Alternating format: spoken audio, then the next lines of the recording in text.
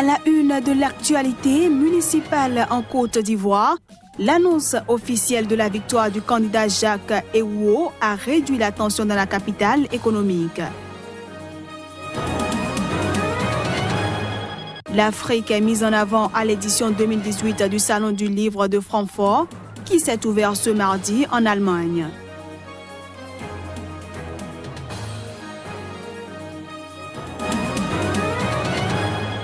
À Drumully-Polype, petit territoire irlandais enserré en Irlande du Nord, la vie sans une frontière ouverte entre les deux pays est inimaginable et évoque la sombre époque des checkpoints. Bienvenue à tous et merci de prendre le rendez-vous de cette édition que nous démarrons par le Mali, où à la demande de l'Assemblée nationale, la Cour constitutionnelle vient d'émettre un avis favorable au report des élections législatives. Cet avis, publié dans le journal officiel du 12 octobre dernier, évoque des raisons de force majeure sans donner plus de détails. La Cour constitutionnelle s'estime favorable à la prolongation de 6 mois du mandat des députés maliens. Ainsi donc, les élections législatives ne devraient pas avoir lieu avant la fin de l'année 2018. Le scrutin pourrait être reporté à juin 2019. L'annonce officielle de la victoire sur le plateau, le quartier d'affaires d'Abidjan, du candidat du Parti démocratique de Côte d'Ivoire, Jacques Ewuo, qui a claqué la porte de la coalition gouvernementale en août dernier, réduit la tension dans la capitale économique ivoirienne, et ce, au moment où des incidents se sont produits dans l'intérieur du pays, notamment à Grand-Bassam. Cette victoire, c'est votre victoire. C'est vraiment votre victoire. C'est la victoire des populations du plateau. Je pense que la vérité des urnes a triomphé. Et c'est ce que nous demandons toujours. Dans ce pays de paix, d'hospitalité, nous n'avons plus besoin de troupes dans ce pays. Nous avons besoin de paix. Nous, aujourd'hui, nous ne pouvons que dire merci. Merci à tous nos électeurs qui nous ont accompagnés dans cette aventure, qui nous ont accompagnés dans cette campagne. Au Kenya, 7 dirigeants sportifs sont accusés dans un scandale de corruption impliquant la mauvaise gestion des fonds pendant les Jeux olympiques de Rio en 2016. 4 des suspects étaient au tribunal ce lundi, tandis que 3 étaient absents, dont Hassan Wario, actuel ambassadeur du Kenya en Autriche, et Kip Keino, double champion olympique de demi-fond et ex-président du comité olympique kenyan. 7 dirigeants sportifs kenyans ont été inculpés ce lundi pour corruption et détournement de fonds lors des Jeux olympiques 2016 à Rio de Janeiro. 4 d'entre eux ont été présentés devant le tribunal de Nairobi, pendant que 3 étaient absents, dont Hassan Wario, actuel ambassadeur du Kenya en Autriche, et Kip Keino, double champion olympique et ex-président du comité olympique kenyan. Le juge a prévenu qu'il lancerait des mandats d'arrêt à destination des 3 absents s'ils ne se présentaient pas d'eux-mêmes devant la justice avant jeudi. Les accusés présents ont plaidé non coupables et ont été libérés sous caution. Tous les accusés doivent être libérés sous caution de 2 millions de shillings kenyans avec une caution d'un montant similaire ou une caution en espèces d'1 million de shillings kenyans. Si le 18 octobre 2018, à 6 heures du matin, les accusés ne se sont pas présentés à la DCI, des mandats d'arrêt seront délivrés immédiatement.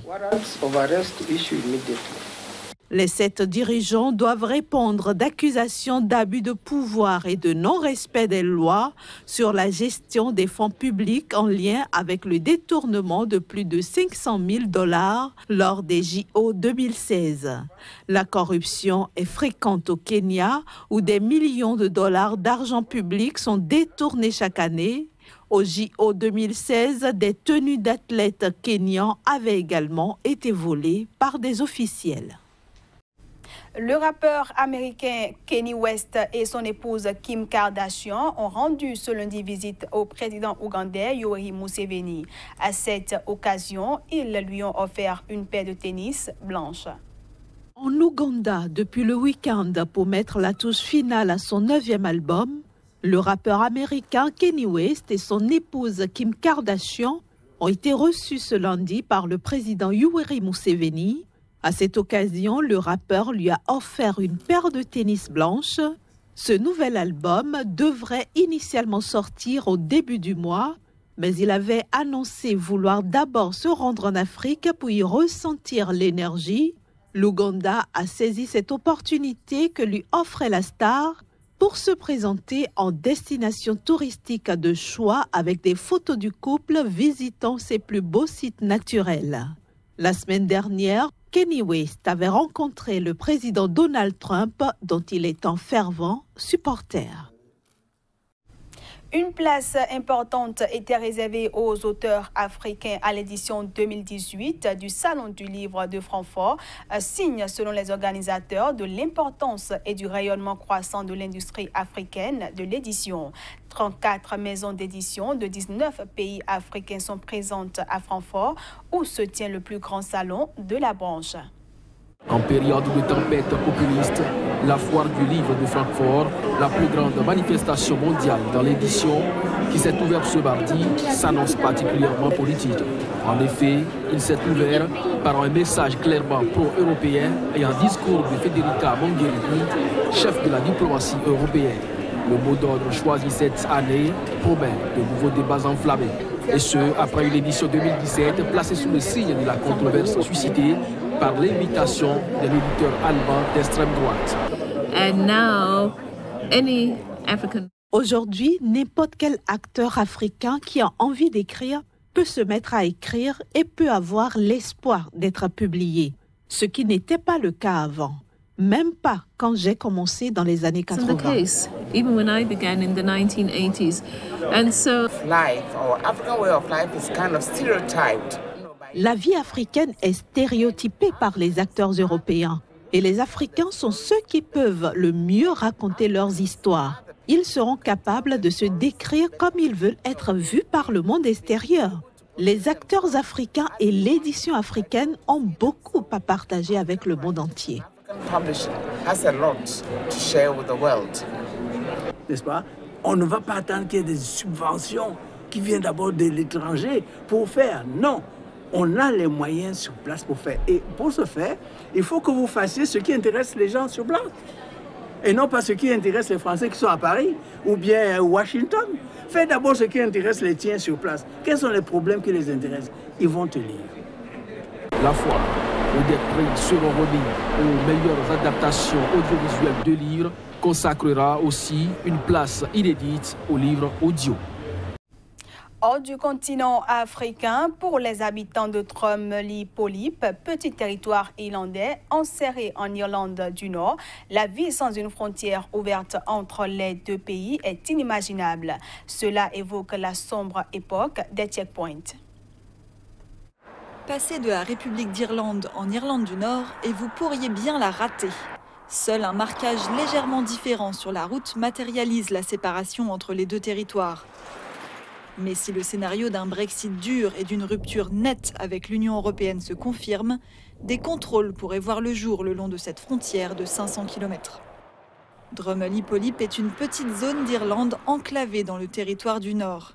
Ici, la frontière traverse des routes, des maisons et même des commerces, comme cette station-service qui accepte à la fois les livres et les euros.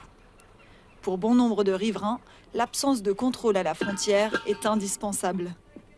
Il m'arrive de traverser la frontière 20 ou 25 fois par jour, selon les routes que j'emprunte.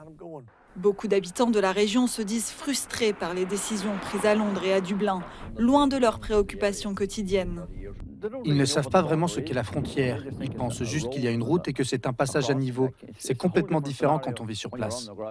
Les plus âgés se souviennent du conflit nord-irlandais et ses plus de 3500 morts, lorsque des groupes armés combattaient les Britanniques pour unir le Nord et le Sud. Pat Traynor, conseiller municipal du Sinn Féin, a perdu un doigt dans les combats. Pour lui, si le Brexit rétablit les contrôles aux frontières, son parti, qui milite pour la réunification de l'Irlande, pourrait obtenir plus de soutien. Le débat autour du Brexit montre bien qu'ils ont tracé une frontière illogique et contre nature dans notre pays. Le Sinn Féin veut et fait tout pour que l'Irlande soit unie et indépendante.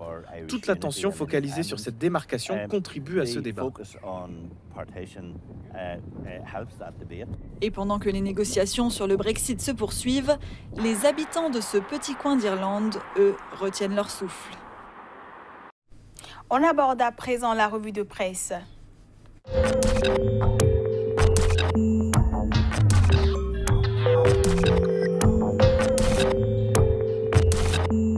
Bonjour et bienvenue à toutes et à tous. Le point des faits marquant l'actualité de l'Afrique vue par les journaux africains de ce 16 octobre nous emmène au Cameroun, au Sénégal, au Burkina Faso, en Côte d'Ivoire, puis au Togo. Et c'est justement par le Togo que nous entamons la revue de presse de ce jour. Pour une véritable sortie de crise, doit-on se hâter d'aller aux élections législatives le 20 décembre? S'interroge en première page le quotidien Liberté.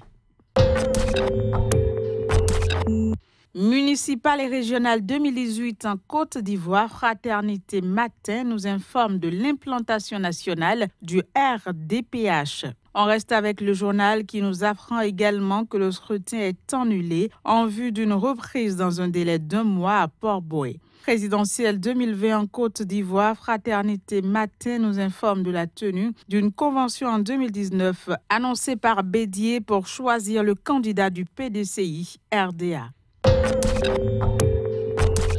Procès du putsch manqué au Burkina Faso, Minata Guelwaré reconnaît son soutien au CND, peut-on lire à la une du journal Sidouara de ce mardi. Autre gros titre de Sidouara, mémorial Thomas Sankara pose de la première pierre. Le point de l'actualité camerounaise à présent. L'œil du Sahel nous informe que la région du Grand Nord bénéficiera d'un montant de 10,4 milliards de francs CFA pour booster l'élevage. Présidentielle 2018 au Cameroun, place au contentieux, écrit en titre le quotidien Cameroun Tribune. Toujours à ce sujet, le journal Info Matin révèle à ses lecteurs le double jeu de Nkwete. Parlant toujours de ce scrutin, le quotidien Le Messager dénonce le rôle trouble des chefs traditionnels de l'ouest du Cameroun. Puis, dernière escale, le Sénégal. Après son dérapage verbal, Sonko s'explique. Le PDS et l'APR lui tombent dessus, nous informe Vox Populi. Affaire Mariama Sagna, le deuxième présumé tueur arrêté à Tambacounda, nous apprend le journal Le Soleil. Puis, longévité et pérennité de la coalition présidentielle, le journal Sud Quotidien nous informe que Beno plie, mais ne rend pas. Voilà, c'est sur cette note du Sénégal que se referme la revue de presse Afrique de ce mardi 16 octobre 2018. Merci de nous avoir suivis. À demain pour de nouvelles informations.